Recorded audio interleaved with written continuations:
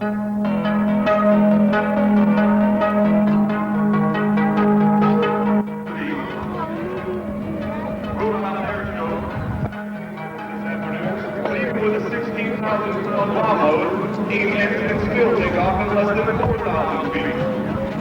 two jet-electric turbofan engines add more than just power to the engine. They're gonna fight here, right?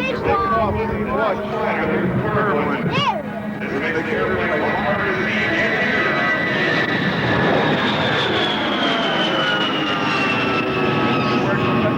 Tactical surprise over enemy forces.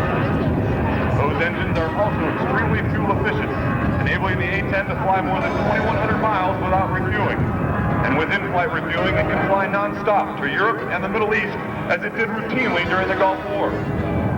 Another key feature of the airplane I noted earlier is survivability. The airplane was designed to absorb a great deal of punishment and still keep flying.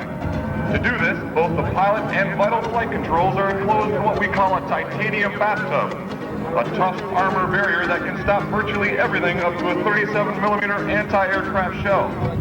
Redundancy, or backup systems located in widely separated sections of the plane, also add to its survivability, which along with its endurance, make it an ideal aircraft for forward air controllers.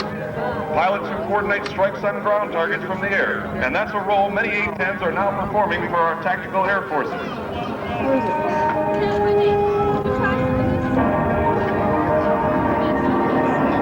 And now, if you look high and to your right, Captain Deal positions the A-10 for a high-speed pass and aileron roll at show center. Following the roll, Captain Deal will perform a classic aerobatic maneuver, the Cuban 8.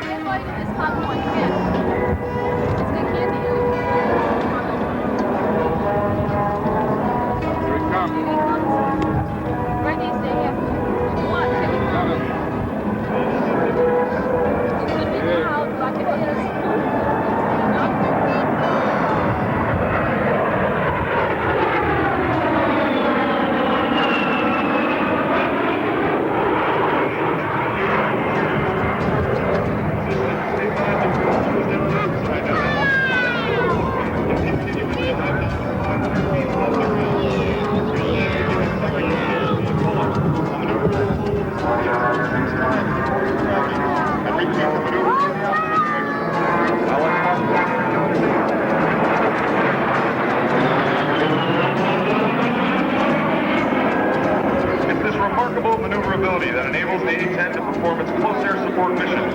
Twisting and turning low over the battlefield, it can deliver devastating firepower to destroy targets close to friendly ground forces. In its arsenal are a wide variety of modern weapons, all of them used so effectively to attack enemy forces during war.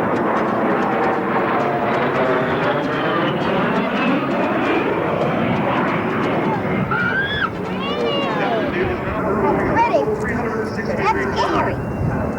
Outstanding maneuverability that enables the A-10 to work effectively even under marginal weather conditions.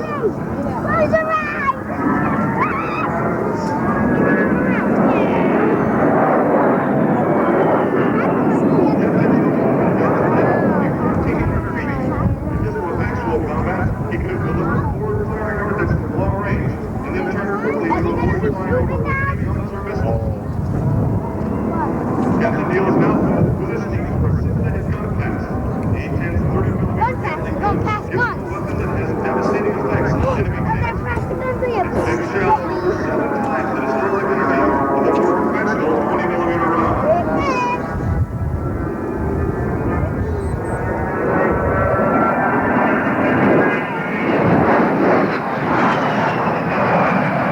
It will take Captain Deal just 17 seconds to get back into firing position for a second straight attack. With that kind of response and two A-10s working together as they normally do, enemy tankers could expect to be under U.S. guns once every 8 to 10 seconds.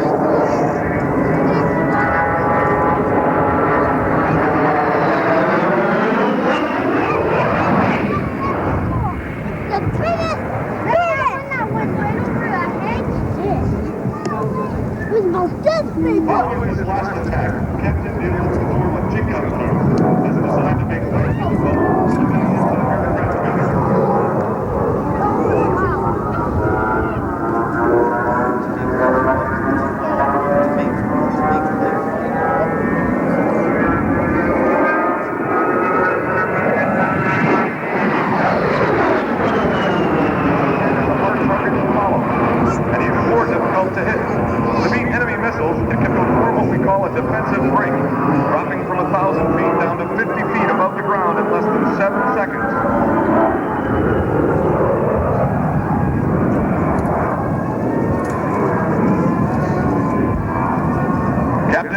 now positioning his aircraft for final approach. His first landing pattern will demonstrate the A-10's normal landing configuration at its usual final approach speed of 120 knots.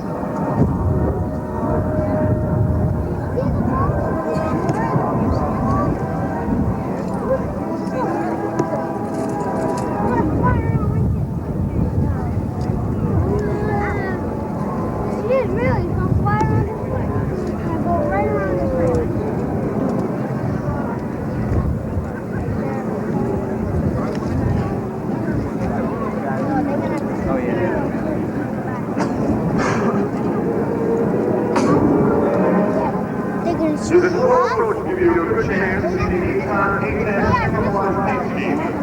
One that's designed to make it more difficult to pick up vision. This multi-layer design also reduces infrared radiation and helps it defeat enemy heat-seeking missiles.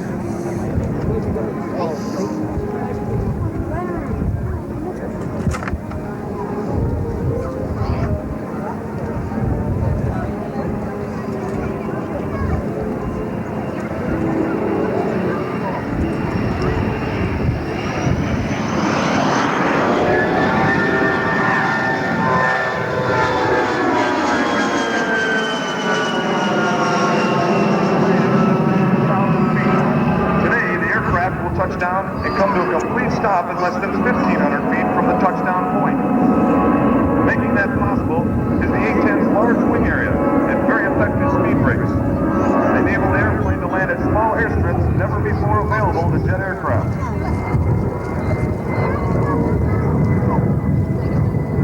The A-10's maintainability is proven every time it flies, and in tests and exercises in every imaginable climate. It's flown routinely in Arctic, desert, tropical, and temperate conditions. During these deployments, including Desert Shield and Desert Storm, the A-10 has consistently demonstrated its ability to fly more than 4 stories per day, while maintaining mission-capable landing. Look, it went through the hole in the cloud. Yeah, I know, it went through the hole in the cloud. See it? From Indiana, Pennsylvania. Sergeant Eric Gibson from Shelby, North Carolina, and Staff Sergeant Harley Pope from Windsor, Massachusetts. All down. That thing should be landing in. We hope today's demonstration has given you some insight into the capabilities of the A-10. Over already, guys? Superb close-air weapon system. Responsiveness, simplicity, survivability, and lethality enable us to do the job more efficiently and effectively, giving our forces on the ground the air power they need, where they need it, They're going to go around here so they can On behalf of our Air Combat Command Commander, General John Michael Lowe, I hope you enjoy this brief look at the A-10 Thunderbolt unit. And Neil, myself, and the other team members will be happy to answer any questions you might have about the airplane, about Air Combat Command, or about your United States Air Force. Thank you, and have a good day. Ladies and gentlemen, the A-10 Thunderbolt 2, Kennedy Ray. Challenger is Sean D. Tucker, and at the end of the runway, the C-130 of the Rhode Island International Guard. Into the air, the Red Devil, and against the golf cart, not against the crew bus. He is going to be racing. Sean D. Tucker, 1-800 Lake Challenger. Most people who have to fly the runway until Sean D. Tucker flies his 1-800 Challenger. After them, he's going to come by and perform the triple ribbon cut for you. These crew members will erect those holes. There'll be ribbons between those holes, 30 feet off the ground, off the runway surface, and Sean D. Tucker flies. Bench right at any ribbon flight, he won't pass through it and those ribbons. Very steep, sharp fall now. See what we're doing.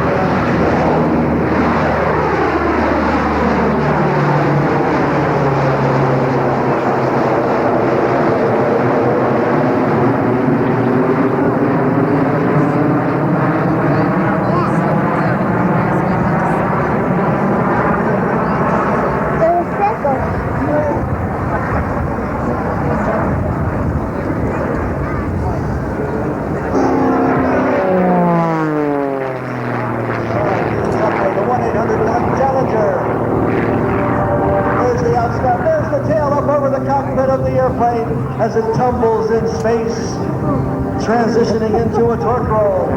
The engine twisting the airplane around itself as he slides backwards. The son of Edward, the vertical Umshadok, tumbling into the torque roll. As he pulls the power back, the nose drops down, full power once again.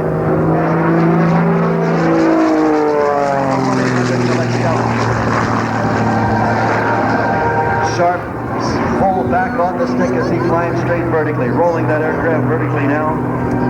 Full complete roll. Easing back on the stick and flying straight off the top, capping off and diving down on a 45-degree line. Beautiful wing jet smoke. What a great picture of that aircraft as it snap rolls and snap rolls.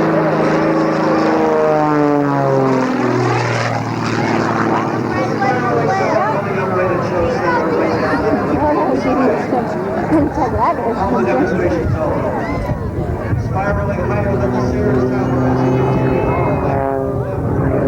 Immense power, 360 horsepower. The big airplane's way down there. Upside down now. Put down Away and pushing forward on that stick.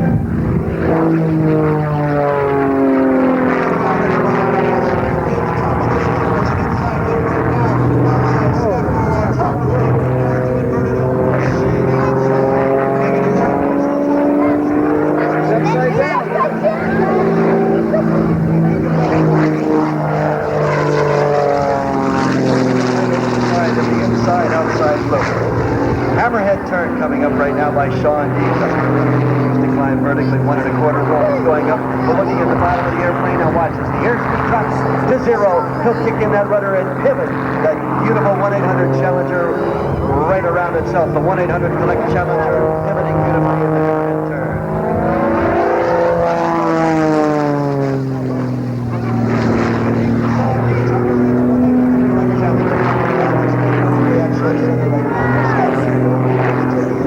At the top of that airplane. First comes the hammerhead turn. There's one now diving down and all the way around. First double hammerhead turn.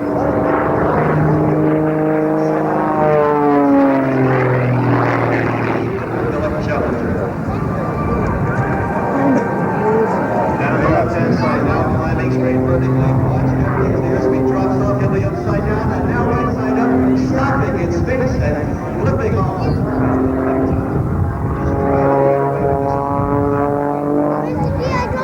He'll pull the aircraft up, roll it upside down, in a full roll and a half to inverted, and now he's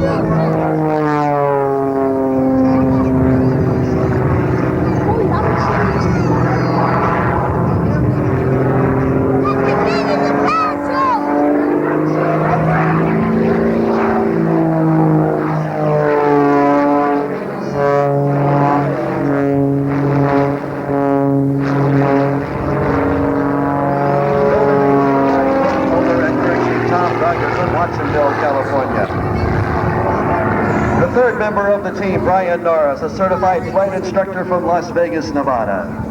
He acts as the operations coordinator and the public relations representative for the team, and Brian also flies the team's support aircraft to air shows and during media flights.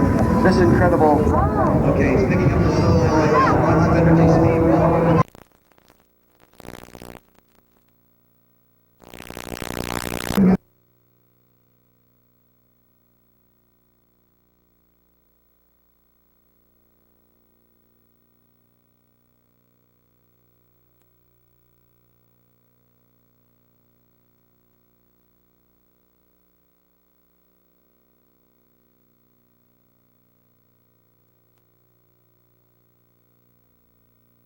Incredible maneuvers performed by this incredible pilot, Mr. Sean D. Tucker. Climbing straight vertically now, 3 points of a 4-point hesitation roll as he climbs.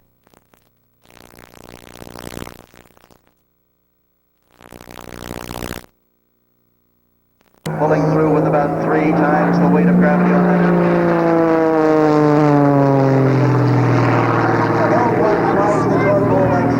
Using the brake to move through its own smoke trail, with the engine twisting it in the Sean D. Tucker torque roll. Where did he go? There he is, tumbling now right down, backwards. The nose coming over finally as he travels through.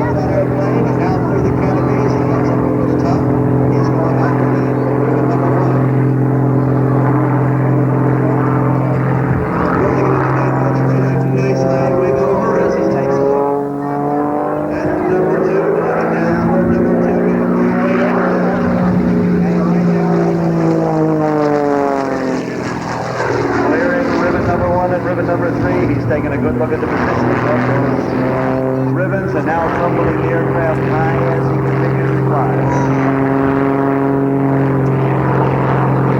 Tremendous awesome power now as he continues on up over the top of the alley-oop. The aircraft nearly fully stalled as he runs through.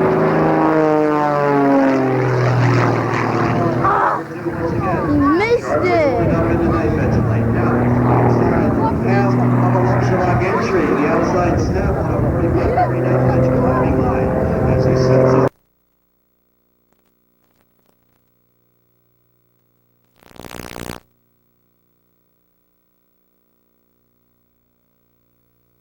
The knife edge flight and cut through ribbon number 1 with that 3-bladed Muehlbauer propeller.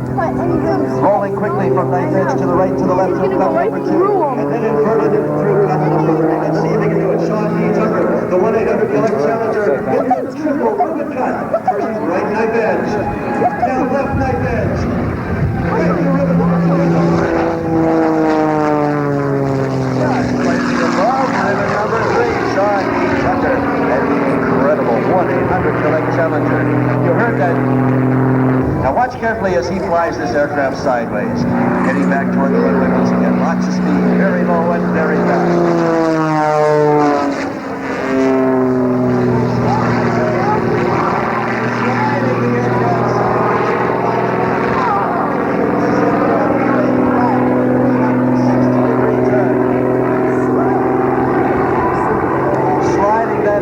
Sideways and making a complete level, flat turn. Incredible rudder and arc. Incredible.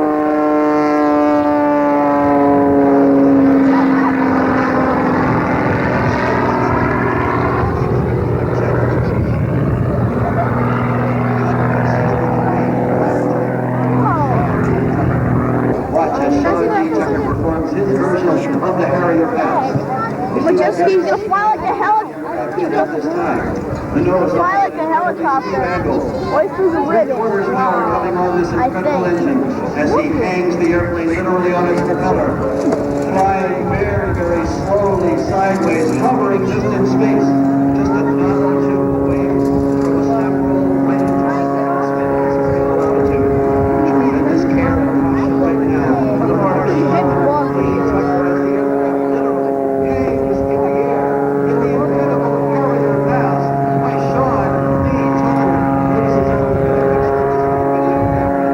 nobody else in the air show business behind the incredible Harrier pass. Just 10 miles an hour across the ground. You can run faster. And this aircraft is moving across the ground in the incredible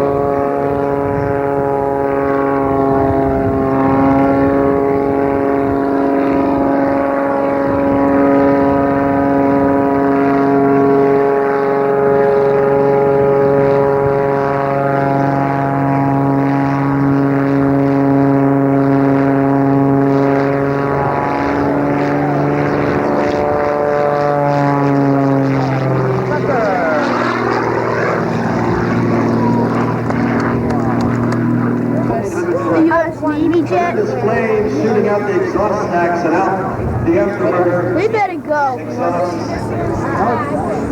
of the jet engines on board the octane-based Shockwave jet truck. No, not the black one. That's the support vehicle. Oh my God, Ryan, look at this thing. With 36,000 horsepower. Oh my God. Cool. You should have brought Jay. You would have gotten Is it loud?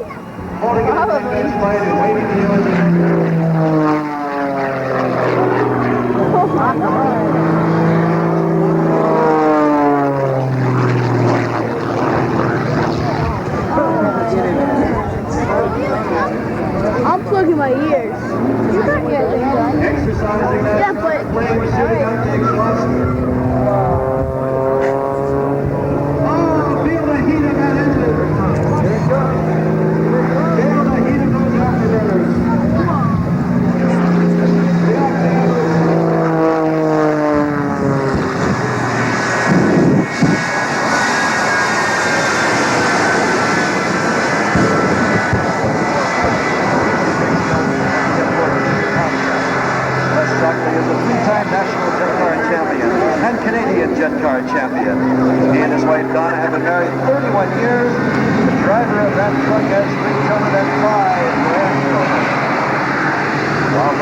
high-speed driving performances on a starts up the jet engines. Les Shockley out on the runway at this time.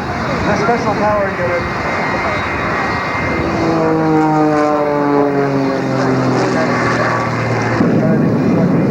Right down the flight line, making sure everything is okay. John Chambers, Shockwave Special. He has over 30 years of experience in motorsports. This is the first vehicle to break the 5-second barrier in the quarter mile. In our quarter mile, it's over 376 miles per hour. Right now, Sean D. Tucker rolling in.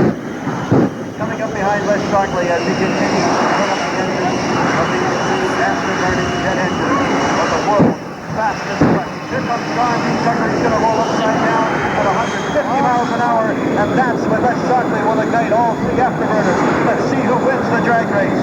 Sean D. Tucker on Les Shockley, and the Shockwave.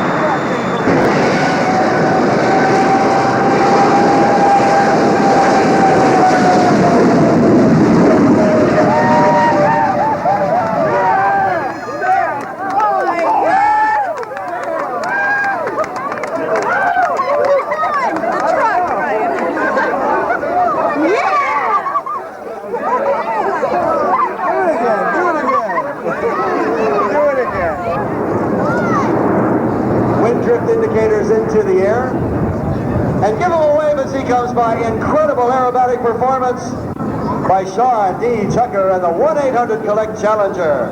An incredible performance. We started off our show today. Parachute team, Lieutenant Jeffrey Bowman from Franklin, Indiana, will be the next skydiver, the next parachutist. Highly maneuverable, very heavily armed. Coming at you with the element of surprise in his favor in just a moment. Being flown by Chief Warrant Officer 3, Russell Knapp, an instructor pilot with over 3,500 hours, qualified in either seat of the AH-64. And on board with him, Chief Warrant Officer 3, John, that's Jack Phillips, a test pilot with 3,000 flight hours.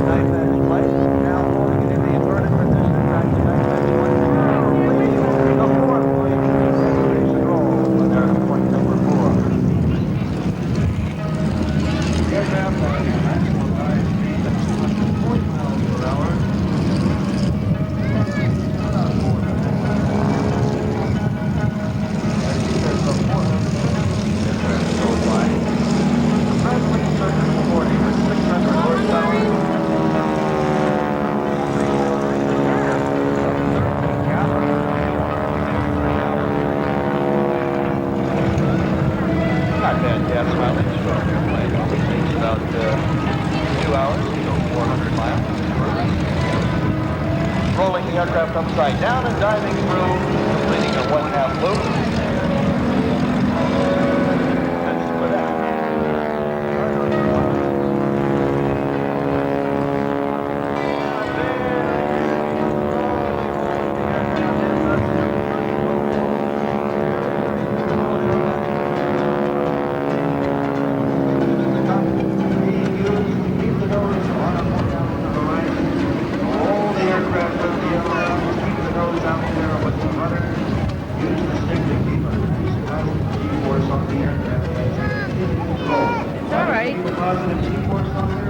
Unlike the airplanes that you're going to see later on during the air show, which are modified to be able to fly high negative G maneuvers, keep the fuel and the oil flowing into the engine in any attitude they may be in.